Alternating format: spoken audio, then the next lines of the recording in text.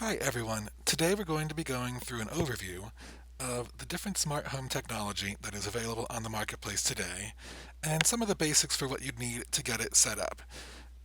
This is mostly just intended to give you an idea of what is out there, but this isn't going to necessarily be like how to get everything plugged in and set up together. And that is one thing to keep in mind when you're getting started with this is to keep an eye on different devices to make sure they're compatible with each other. And that is going to be the trickiest part of all of this. But one thing that sort of helps to tie all of that together are devices called hubs, and that is what we're going to touch on first. And there are quite a few of those on the market already. You can see by the little graphic right here that what basically happens with the hub is that it plugs into your router, and then from there it connects to all the different smart home devices that you have around your house to sort of tie them all together.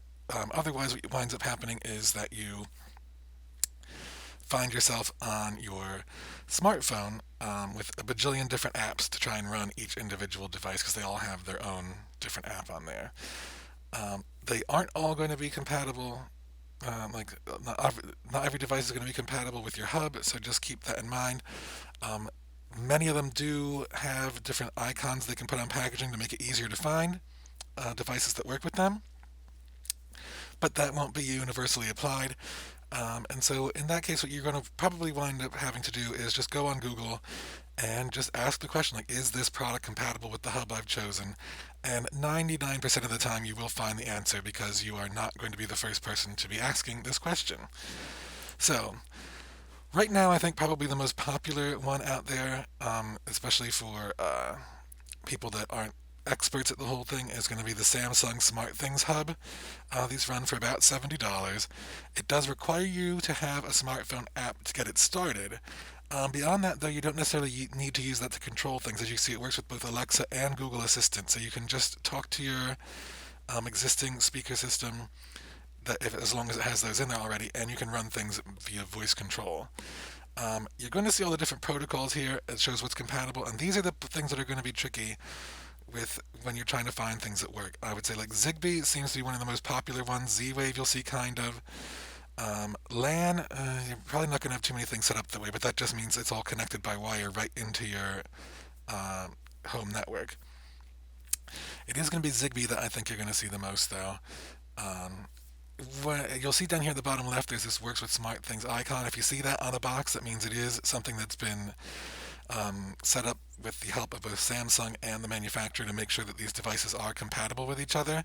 And it is going to make the setup a little bit easier. But if you're buying something and it has any of those protocols that I see that are mentioned right here, it will it will work with them. It just might require some extra steps on your part to get that going. This device does also offer some local control, and now what that means is that some things will work on here without you needing an internet connection. Um, if the power goes out, obviously none of this will work, but it wouldn't work whether or not it was smart, so that's no big deal. But if your internet goes out, that will be a problem with some of these, that you can't use the voice control anymore because, or even the controls through the app, because the signal is sent over the internet to the servers for this company and then back through the internet down to your home. So when the internet is disconnected, then this doesn't work. When there's local control, it just needs to be on the same Wi-Fi network. So, in that case, even if your internet is out, your router is still pumping out a Wi-Fi signal, so the things can still talk to each other without having to go out over the internet. So having local control is the ideal, so that you aren't dependent on another network or someone else's servers for your home to work. And things are starting to move in a direction that gives you more of that, but for now, this one isn't fully that way. There is no monthly fee to use this, although some additional features do cost additional money. And that is another thing to watch out with a lot of these things, is that despite how expensive they can be up front, you will find they still charge you monthly fees to do certain things. Not everything does, but many do, and we'll touch on that every time that they do as we go through this. Another one, which is the one that I was using for a while, is the Wink Hub 2, which runs for about $100 and again requires a smartphone app to get working. You'll see it does also work with Alexa. We have the Works with Wink icon down in the bottom left that you can look for, although you're not going to see that on too many products anymore as they've sort of phased that sort of program out, although hopefully they get back into it. The compatible protocols, you'll notice this one has Zigbee again and Z-Wave. It also has a couple others, Bluetooth, which is a no. I mean, Bluetooth isn't new, but it's new to the smart home space, and that more and more things are starting to be compatible with that, in particular for local control. Kida, which is a very brand-specific one, along with Lutron, and then over Wi-Fi, which just so long as your router is connected, it can do it over the internet, which is better than the LAN connection, if possible, because it's just easier than having all these different Ethernet ports located around your house. Again, this has some local control. They push it like it has full local control, but it does not. When the internet is out, this product does not work in many ways, so it only has some. This used to be completely free. They are now charging a $4.99 monthly fee. I will say that this one is generally the easiest one to get up and running. The app on their phone makes it pretty simple to walk through and get things connected. My experience with the company was really good for a very long time, and over the past year, I would say it went downhill for me though, and the amount of times that there was a disconnect and things didn't work got significantly higher. So, I mean, I used to full-heartedly recommend this one, but I don't think I can right now. I hope that they can turn things around and make things work because I really did like their product. But as long as it's not that reliable, I really can't fully recommend it. But if you want to go ahead and take a chance with that, like I said, it is pretty easy to get things set up. I have since switched to this one, which is HUBITAT Elevation. I would say the thing with this is that it is not for novices. You need to be like at least a little bit tech savvy to get working with this. It provides significantly more customization, but it is not so easy and guided as to how to get things running. On the plus side, though, there are a lot of people online in their forums and on Reddit who are very happy to help you get any questions answered that you might have. You can see this runs about $150. The smartphone app is optional. It does not require it to get running, but it does require you to have access to a web browser on the same network that you want this to be on while you get it set up, and also when you want to set up different hardware to work with it. It will work with Alexa and Google Assistant, and it has all of these different compatible protocols. And you see it has most of the same ones that Wink did. It's just missing a couple of the proprietary ones, and it does not yet have Bluetooth. Although I think there is a version 2 of this out, either coming out or out now, that might have the Bluetooth compatibility. This one does offer full local control, so you can operate everything whether or not you have internet connection. The only thing would be like Alexa and Google Assistant do require an internet connection, so they wouldn't work in that case. And also the smartphone app, I haven't tried it. I don't know if that would work with an internet connection or not, although I'm thinking it would not. So what would wind up happening if the internet went out is you would need to have the computer on the same network and then just navigate to that page, and it should still load. I mean, ideally, if it was connected via LAN, that would be the best, but it should still work. And since this one is fully local controlled and doesn't have to contact their servers for any reason, there is no monthly fee at all for using this one, which is nice. These next few are going to be things that, like, while they are sort of like hubs, they are not as fully fleshed out as the other ones are. But these can be a lot easier to work with. First up is the Amazon Echo Plus, which for this level of hub is far and away the market leader at this point. It's about $150, although it goes on sale very frequently. It does require you to set it up via smartphone app. It obviously works with Alexa, but you can see the compatible protocols are significantly lower. It's just Bluetooth, Wi-Fi, and again, you'll see Zigbee is on here, which is, as usual, pretty much everywhere.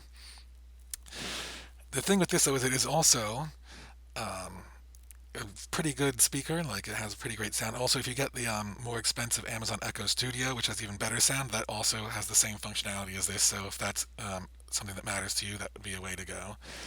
It has the omnidirectional microphones, which are supposed to make it where it hears you very well from anywhere in a room, no matter where you are in relation to the device. This has absolutely no local control whatsoever. If the internet goes out, then you can't turn things on and off. I mean, I keep saying that, though. The thing to remember, though, is if things are on a regular light switch, I mean, obviously that would still work, so just go and turn it off that way, and you'd be fine. And there is no monthly fee attached to this.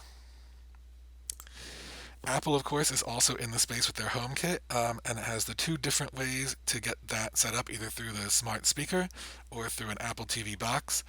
Both can operate as a hub for your house, and then you can run them on the iPhone. That's the thing. You do need the app to run it, and it only exists on iOS. So even if you have like an Apple TV but an Android phone, it's not really gonna go so great for you. It works with Siri, so you have voice control that way. You notice it's $150 basically and up. Like the Apple TV box is $150, but the speaker is more money than that. It only works with HomeKit accessory protocol. That is in a lot of the more popular devices because, of course, Apple, most people develop for that pretty quickly, but it is going to have some things that just don't work for it.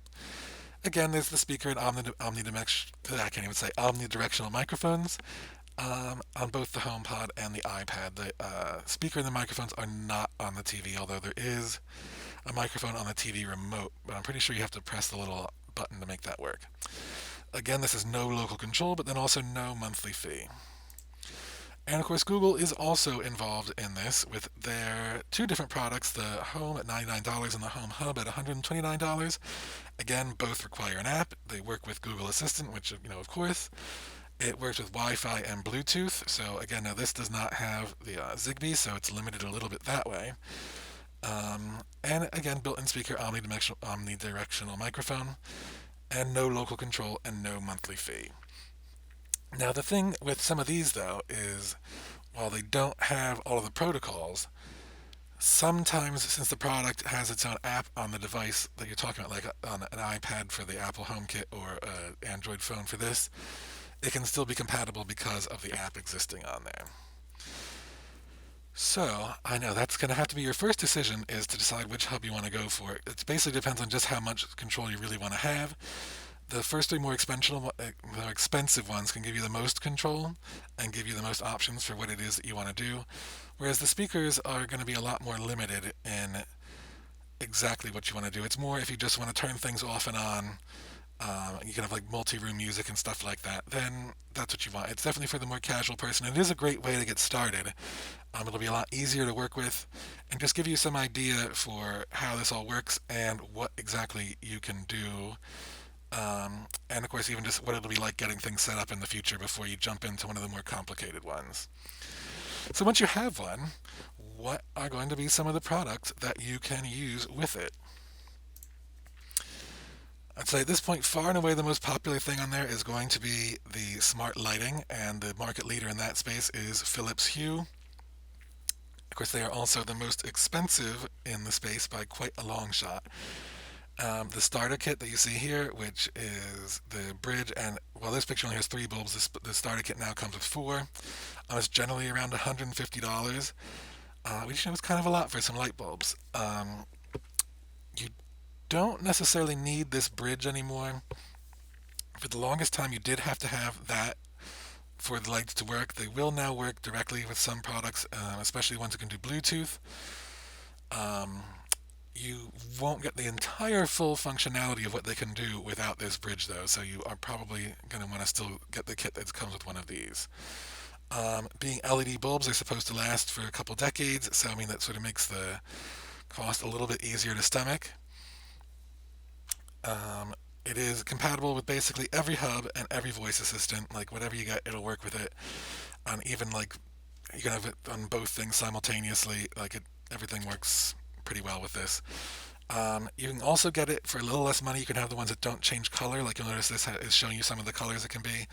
While they can be different shades of white, the more expensive ones can be like they claim millions of colors. Although I would say you'll probably only be able to notice with your eyes. I don't know. Not that many. We'll say maybe a couple hundred at best. But if you want to save some money, you can get ones that only do different shades of white, and that does knock the cost down pretty significantly. There are a wide variety of products available from this, including some that are actual full lamps. There's outdoor versions, one that is entirely battery operated, so you can just walk around with the light for some reason if you wanted to do that.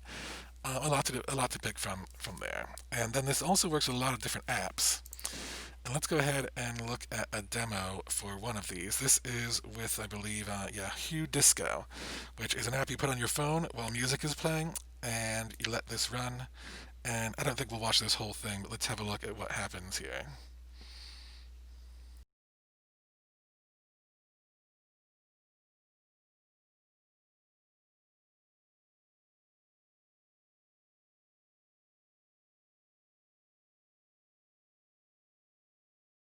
So you get the idea there. It uses the microphone on your phone to follow the music and make the lights change along with it. Now, while those Philips Hue bulbs are pretty cool and you do a lot of things, they can run about $50 a piece for the colored variety, and I mean a bit less. I think it's around like $20 or so for the white only variety. But I mean that's a lot of money for a light bulb, and if you don't want to shell out that much, you do have a lot of options in the space right now.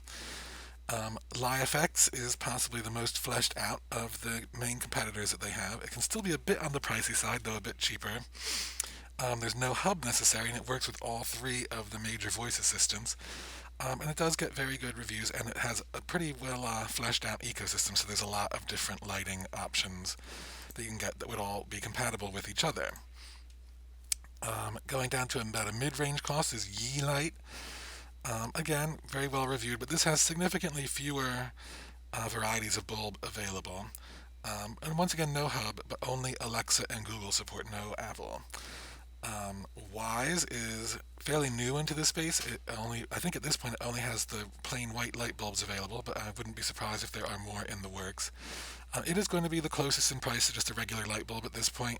So if you're just looking to get started with just being able to turn them off and on and don't need all these different colors, this would be the way to go. And one thing to keep in mind with all of these is that they all are also able to be dimmed on standard light switches. So you could just say, like, Alexa, set the living room lights to 50%, and they would all go down to that setting.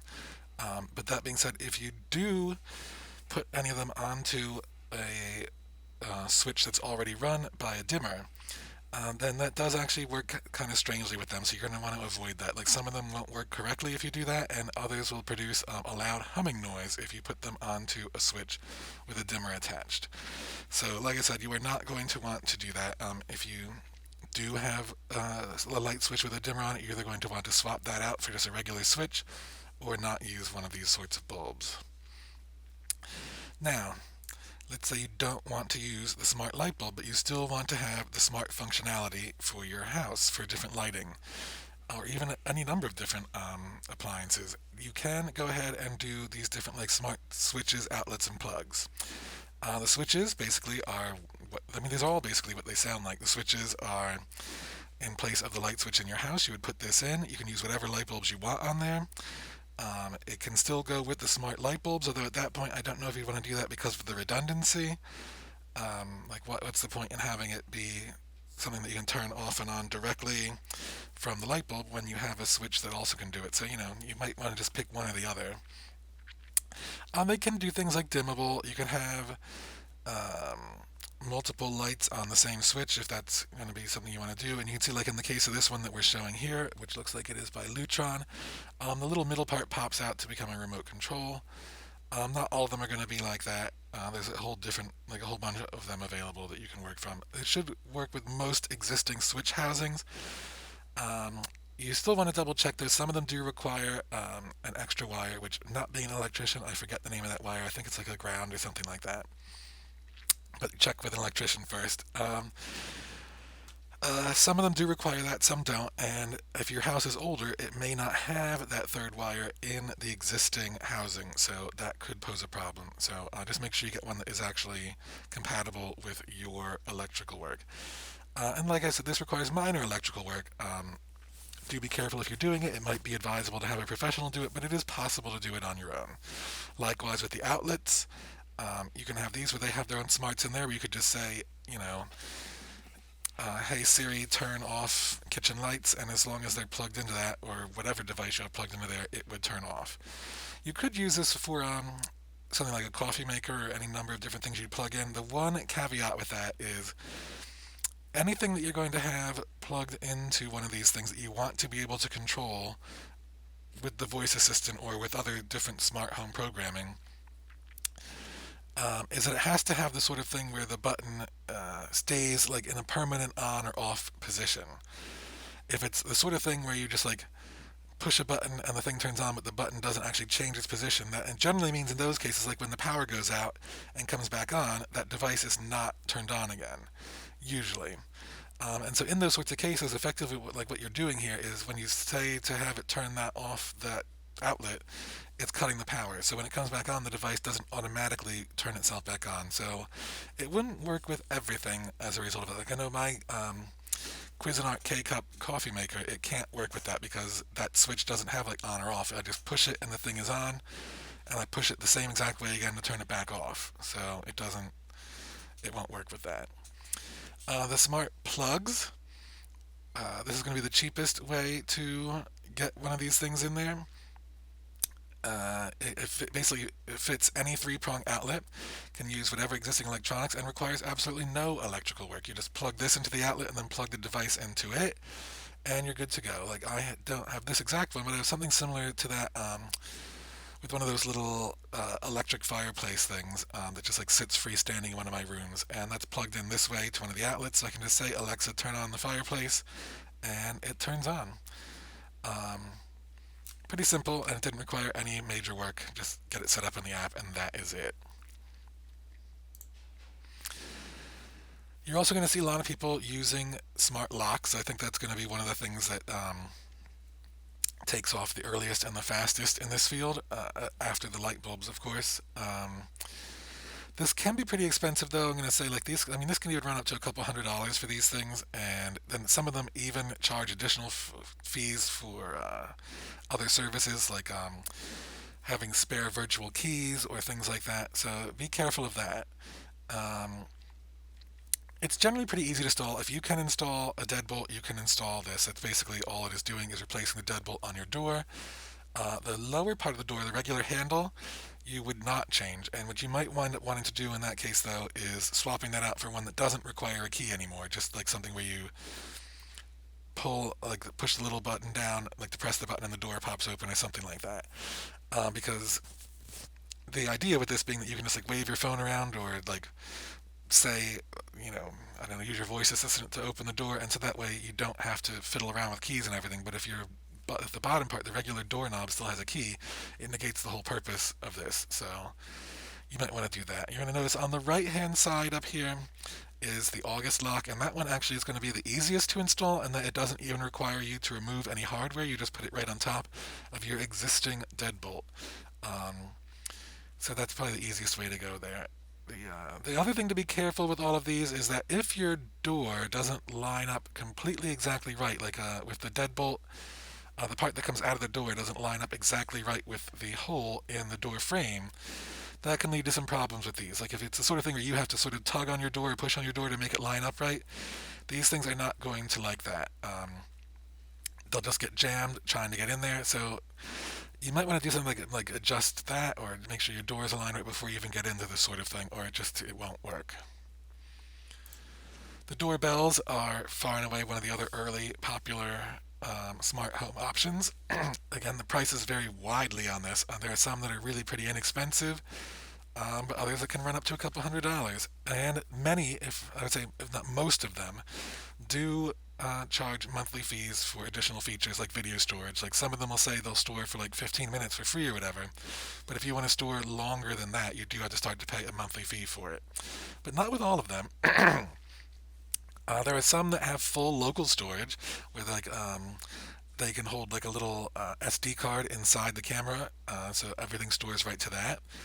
I know at least one model has the like a dock inside that all the video just stores to that. It goes over the cloud through your Wi-Fi and stays on that thing, so you're keeping it all in your house and not having to pay for off-site storage. Um, Most of them, though, don't offer anything like that. They're just going to say you have to pay us the monthly fee for the storage, and that's that. Um, these are all generally pretty easy to install. The one caveat being that the vast majority of these do require an existing wired doorbell option. There's only a handful that can run off of a rechargeable battery. When you do it with a rechargeable battery, you do have to have a proprietary screwdriver. I mean, this is typically what happens. The proprietary screwdriver is used to loosen the device from the wall so you can pop it off, bring it inside, and charge it. You should only have to do that once every couple months, really. I mean, again, the battery life is going to vary widely amongst different brands.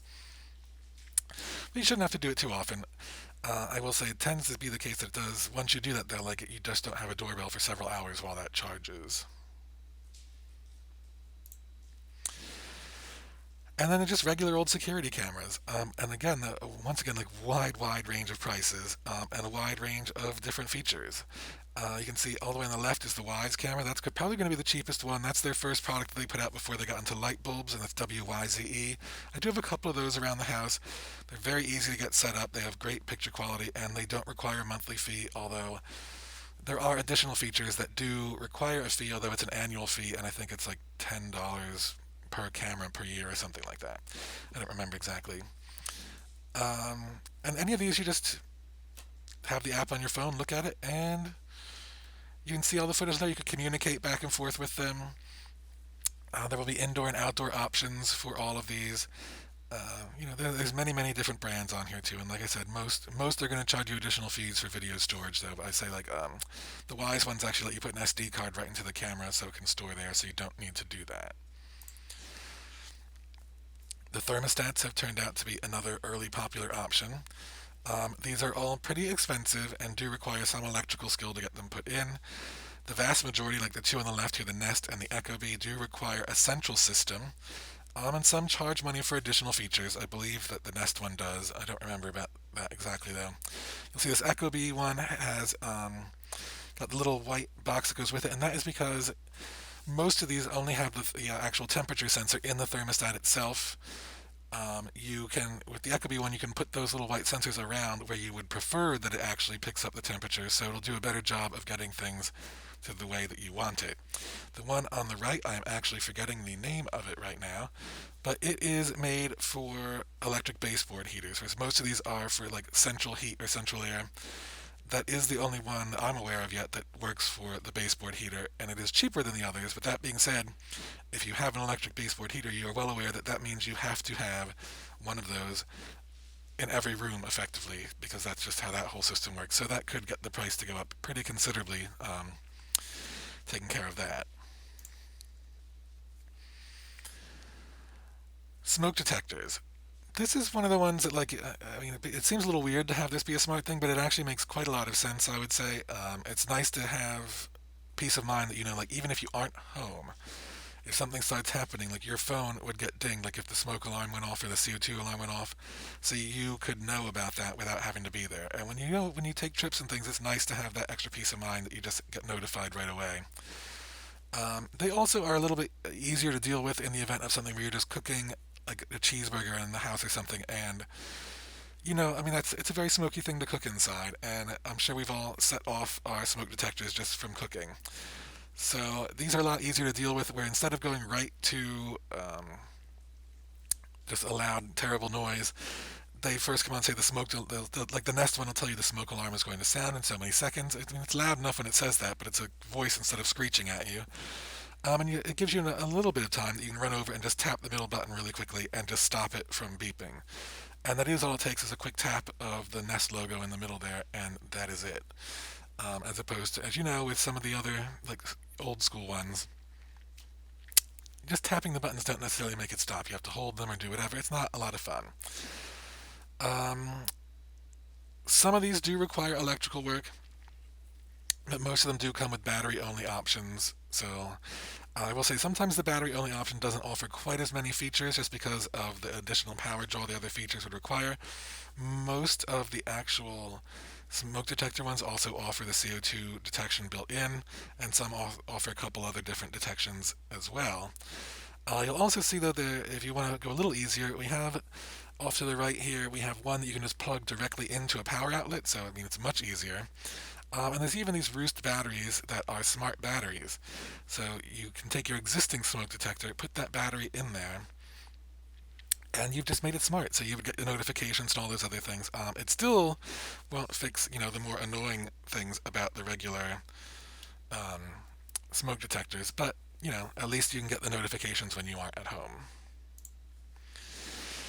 You can also get the whole DIY security set up this way. None of these are really going to offer quite the full features that you would get from a standard security system, but they're all going to be significantly more inexpensive.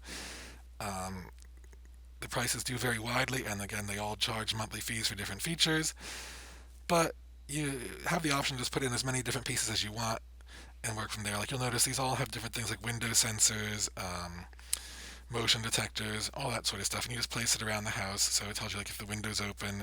There's usually sound detection on there, so it knows like if a window broke or anything like that. I'd say Simply Safe is probably the one that's the most popular right now, but there's several different ones that you can pick from at a variety of price points.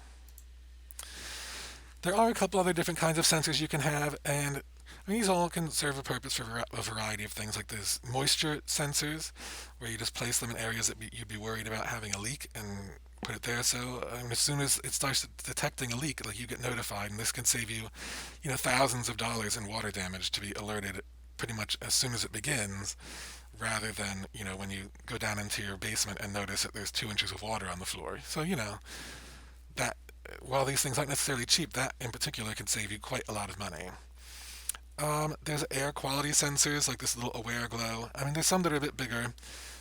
This one is nice because it doesn't block the outlet, like it can pass right through, and it also can function as a little night light, so you can place it around the hallway and see your way at night. Parrot Flower Power is a little, like that little, if you look in the plant, you can see the little like Y-shaped plastic thing. It has like a little metal piece on the bottom. You just stick it into the soil, and it monitors the different things like nutrients, moisture, and sun exposure. And you set it up for which kind of plant you want inside the app, and it'll tell you like if you need to be out there watering or putting plant food in or anything like that. And that's very inexpensive if you can get one of those. Blinds. This is going to be one of the more expensive things that you do on here, and when you see what the blinds cost versus the standard ones, it's a big jump up, and probably not for that much money worth of additional electronic pieces, but it is what it is for now. Eventually, I'm sure the prices will come down for that. I know like IKEA has just launched their entry into the market, which is really more like smart shades than blinds, but they're like semi-translucent, so it would kind of, I guess, look like what's in that picture, though that is not IKEA in the picture, that is Lutron. Um, they're all pretty easy to install. If you can install regular blinds, you can install these. There's nothing really more complicated than that. They don't usually require outlets. They usually run off of AAA or AA batteries that are in a little compartment hidden by the little piece at the top there. You'll notice in this picture to the right, this one does offer the option of having a solar panel that sits outside, like inside the glass, but on the outside of the blinds. So it just gives you more time and makes the batteries last longer. That's a good function to have. Some of them, or I say none of them charge fees for additional features, so you do not need to worry about anything like that with these. There's additional things for your lawn and garden. You can get auto watering planters. This does require you to fill up the tank from time to time, but other than that, like you really don't have to do anything. It just does it all on its own, and many of them can monitor other signs of plant health. This is like you can see that one's a bit kooky looking. So I don't know that you would want it just sitting around for a decorative plant, but like for things like growing herbs or like maybe small vegetables in the house, I could see that being useful. There is a smart sprinkler control for outside, and obviously regular before all the smart home stuff, you could do the things like have it go off at certain times of day. But once you have the smart thing, it can also say like if it rained a certain amount, do not go off. You could also say like if you think it needs extra water, you could just have Alexa or whoever do it so long as you have this hooked up to a hub, and give you a bunch of different options for that. There are also robot lawnmowers, because of course there are. I will say that these are very expensive right now, and have a fairly limited range. Like it look, and as best as I could tell looking at them, it seemed the average was about a quarter of an acre, give or take a little bit. So if you have a very large yard, this is just not going to work for you. Beyond that, there are certain things like how you keep it from leaving your yard and everything. I do not know. I don't have one of these, so if you have a fence, I guess it's fairly straightforward. But if you do not, I don't know how it would tell. I guess you can program it in the app or something like that. Of course, if there's robot lawnmowers, there's also robot vacuums, which you've probably all seen already, as this is something that's been around for a little while. The ability for it to interact with other parts of your smart home is maybe one of the more recent developments, but these have been around for quite a while. Again, these can be very expensive, but these have been out long enough. There are cheaper entries on the market right now, but I would say for the time being, the cheaper ones are going to probably not work as well as the more expensive ones still. That's why even the ease of use varies, because you'll find some of them are not that great. You'll notice I have it set down here to say be careful if you have pets. And I would say my one word of caution with that is If you do have dogs or cats, you may not want this to just automatically start running at random times of the day. Because, especially if you're not there to do anything about it. Because let's say that your dog has had an accident in the house.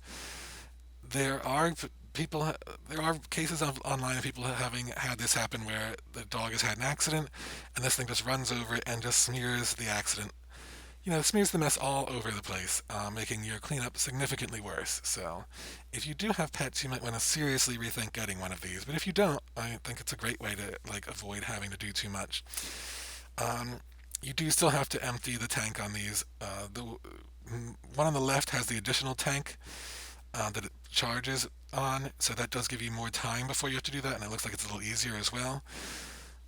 But generally, they don't all come with that, and so that, as you can imagine, the little tank in there doesn't hold that much dirt because it's not very big. So you will have to do that fairly frequently.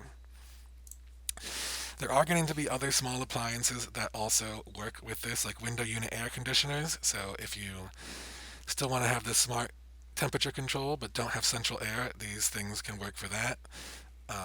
You can have them set up to do all sorts of things, like if your phone leaves the house, which assumes that you've taken it with you, not that someone has stolen it, that then it'll just turn off, and you can also say, like, if I'm within 20 miles of the house, turn back on. And I mean, as long as you have all the right stuff for the house to know these things, that'll just turn it on, so the house will be at the right temperature when you get in without wasting a lot of electricity when you aren't there.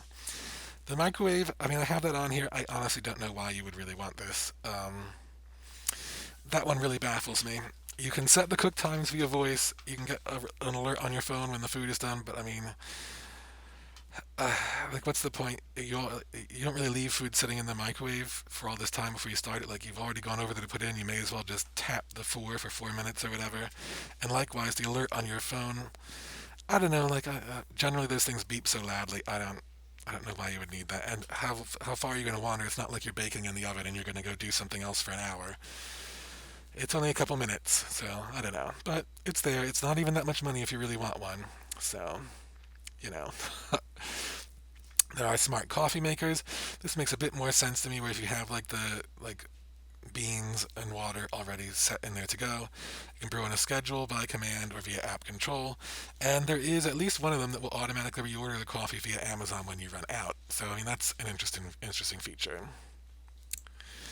Some more of these slow cookers. That one makes a bit more sense to me. I don't know how much I would need the voice control, because, like, once again, you're sitting right there, just hit the buttons. But I mean, that's fine. I can see if you are rooms away and it says, "Oh, we've done cooking," you just say, "We'll switch to keep warm mode" or something. Like, I could see that. And again, slow cookers, because they take so long, getting the notifications on your phone makes sense. I don't know if this is necessarily considered a safe thing to do or not, but I know that, like, myself and my mom growing up have done things where we would just leave the slow cooker on and leave the house, and go elsewhere because, the food's not going to be done for hours. I would imagine it's pretty safe, but, use that at your own judgment there, if you want to do that. But that would be an interesting thing, to be somewhere else and be able to look in an app and say, like, "Oh, the food's done, put it on keep warm," or do whatever you want to do, or if you think it needs to go back to cook some more, do all that without having to go back home. There are sous vide cookers. Again, the same thing. You can use the voice command. It tells you when it's ready. This is the sort of thing, though, if you've cooked with sous vide at all, you don't really need the alert that much, because kind of the point is that you can leave it run and it doesn't make much difference. That being said, if you have not done sous vide cooking at all yet, you might want to check that out, whether or not it's a smart one, because it is very convenient and makes you get some very good results that way. So that's a whole other topic, though, and you can look that up on your own there.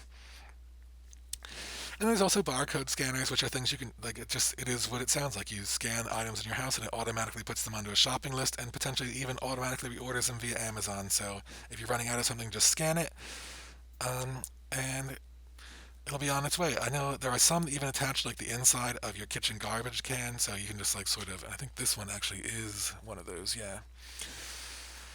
And so as you're throwing things away, you just scan the barcode as you're putting it in there, and it puts it right in the list. There is an increasingly large number of smart large appliances. The amount of usefulness out of this is really going to vary. The refrigerator, when they have, like, the little screen on the door, I can see some functionality from that, where you can leave like memos for people, get recipes right on the door. all sorts of different things like that. Some of them can actually monitor the contents of the refrigerator and even keep track of expiration dates so that you know when to throw things out. That does require a little effort on your part. The refrigerator isn't that smart. It can't just read the expiration dates, so you have to sort of enter things in. But, I mean, it keeps track of it for you, let you know when things are going bad, and it can also let you know when certain things are getting empty, which can also be nice to do when you're at the store. A lot of them have cameras that can see the inside of the refrigerator now, and if you're at the store and can't remember if you were running low on something, you can just take a quick look inside the refrigerator from there and see what it is that's running low. And some of them will even automatically reorder things that are running low. I don't know if you're necessarily going to want to do that, just because usually they tend to reorder from Amazon where the prices fluctuate wildly from day to day for these sorts of products. So I would use caution with that. The smart ovens are interesting, where they let you set the time and temperature via voice or app and receive notifications on the phone when it is done. That can be really useful for if you're wandering around the house, especially depending on the size of the house, and you need to keep track on something. And then washers and dryers. I mean, this is going to be that's another one. It's a little pointless, honestly, like notifications. I mean, I guess no one actually sits and washes their washer and dryer runs, so it's nice to know when they're done. Although I can say my dryer, you could probably hear the done alert from like blocks away, but the washer doesn't make one, so I could see that being nice. There's getting to be more and more smart plumbing, and you're going to possibly think some of this seems completely pointless, and I would say the toilet in particular probably is completely pointless. It would be cool to have, I guess, but I mean, how much you really need to have Alexa flush the toilet for you, I don't know. Although, I mean, in the era now when we're all hyper worried about germs and everything, maybe that would make sense to not ever have to touch anything. So now the faucets seem a lot more interesting to me. And I mean, sure, being able to say, like, give me hot water or cold water or whatever, like, without having to touch the faucet, that's useful. And I mean, it would even say it's great for when you are like you just like opened up a package of raw meat or something like that, and you're like making meatballs or whatever, and not having to touch the sink after you've already touched raw beef, is a good thing. Although you don't need to have a smart one to do that. Some just have the motion sensor built in.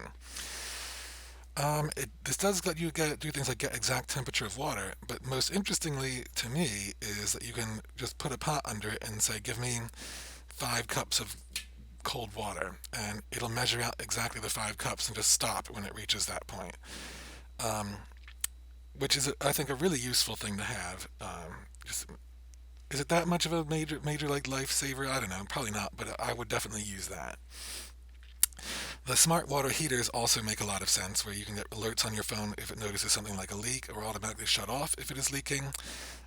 It lets you get notifications when it needs a service check, so it keeps you running that way, and it'll even let you monitor just how much water you're using, and even how much electricity the device is using. So that is the sort of thing that, like, I mean, that all seems very useful. It looks like in that case too, that might be a tankless hot water heater, which is something I'm sort of interested in anyway, but again, that's a whole other thing.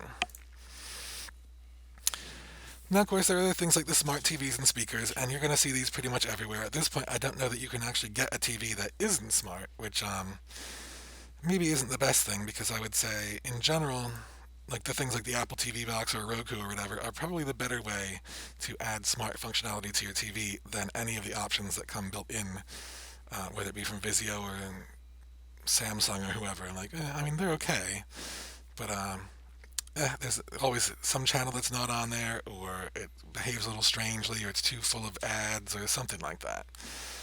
Um, but I mean, you can have things like by getting the smart ones, there are some now that you can turn off and on with Alexa voice commands, and the other different smart things that go along with that.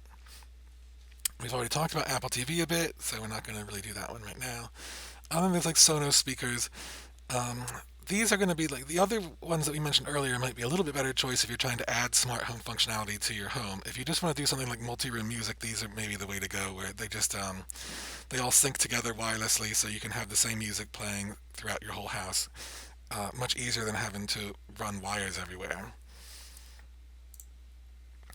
And there are some other things like garage door openers. I mean, it makes sense if you can do the regular door, why not the garage door? It even has the ability to do things like just as soon as it notices the car pull in the driveway, say, then the door just opens. So, that can be very convenient. The electricity monitors, and this is a thing you definitely would want an actual electrician to do this. You do not want to play around inside of your circuit breaker box unless you really, really, really know what you're doing. So I just have to emphasize that quite a lot. You really want somebody else to do that for you. But once it's in there, it lets you know exactly what devices are using electricity just based off the signature of what they're using.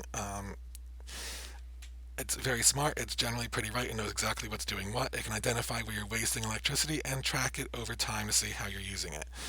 If it can also let you know certain things, like if your dryer is not a smart one, this can also let you know that the dryer has finished just by noticing that the electrical signal to that has stopped. So it can add a whole bunch of different functionality to your house just with this one little device. So that is, a lot of different things that you can all have in your house that are all smart.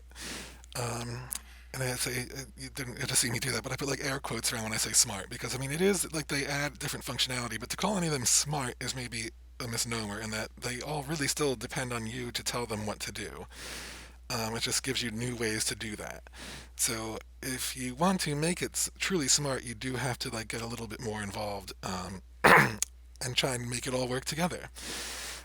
As I said, they basically all have their own apps and everything, and they want you to install them, and you have to do it just to get things set up, even if you wind up using something else later. So be ready for all of that. And if you're perfectly happy just having a bunch of different apps on your phone for all these different things, and you just want to go ahead and run it that way, that's fine. We're all used to doing that way already for social media and everything else. So it's not like it's that big of an adjustment for that. But you really are going to want something to sort of tie everything together to make it truly smart. At least eventually. Maybe not at the beginning, but at some point you are going to.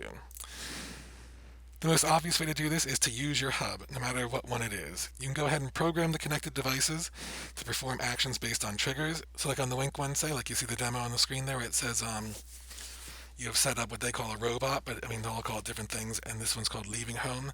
And it'll say if the robot detects that your location is within a certain distance away from the house or further, at any time longer than 15 minutes, all the lights will turn off. So you don't even have to think about any of that. Just it notices based on the GPS in your phone that you have left and turns off any lights that might be on. And it can work the other way too, where it notices if you're getting close to the house, it can go ahead and turn the lights on for you. And also have it set up to be, you'll notice that that's at any time on there. You can also have it set up to say, only do it if it is between certain hours, or if it is, to make things even better for you, if it happens after sunset but before sunrise. Because, that obviously changes throughout the year, so it can keep track of what time it's supposed to happen and only do the functionality at those times. These things will work with varying degrees of success, and it might require some tweaking on your part, but when you get them all up and running, it does make things a lot easier, and that's when you start to really get the benefits of this sort of thing, where it just more and more of your house doesn't really require any input from you, and that's when it does start to feel more smart. Now, it'll only work with devices that are compatible with that specific hub when you do this. Some hubs allow for local control, like I said, others require a connection to the cloud, and most of the cloud ones do require a monthly fee. I think at this point they all do, but there might be something I'm forgetting. There are also apps you can use, like IFT, which stands for if this, then that. And this allows you to program many of your devices and apps to talk to each other using that app. It is completely free, and it is constantly adding new functionality. Of course, that also means it can't do everything. But you'll notice right away some of these demos that they have right here on the screen, like if you have ordered pizza via the Domino's app, it can turn on the porch lights when the app says your pizza's on the way. The BMW app can link up to it to open your door when the car gets close. You can link it up with Fitbit, with the weather, with Twitter and Instagram, with Spotify, all sorts of different things. And there's countless things you can do with this, just to get things kind of how you want them. So that is one that's really worth playing around with, and it is completely free. And I would even say that's one you might want to play around with it even if you don't have any of the smart home stuff, because it can actually program just your smartphone or your tablet just to do certain things to make your life a little easier, interact with different apps in a way that's automatic. And that is it for all the basics for that. You can ask for me, Sean, at the library anytime, and I'll do my best to answer any additional questions you have. Um, Obviously, this space is basically always evolving, so some of this could even be out of date by the time this video goes, but it should still give you a rough idea of just what is possible with all of this and what you would need to do to get started. Like I said, probably the easiest thing to do at first would just be to get one of those smart speakers like an Amazon Echo and some of the bulbs, like maybe something from Philips Hue, and get them working together and go from there. And you'll find that once you do get started and start noticing what you can do with this, um, it'll be hard to not find yourself wanting to go ahead and buy more and more pieces that work together with this. Like I said, ask for me if you have any further questions, and have a great day.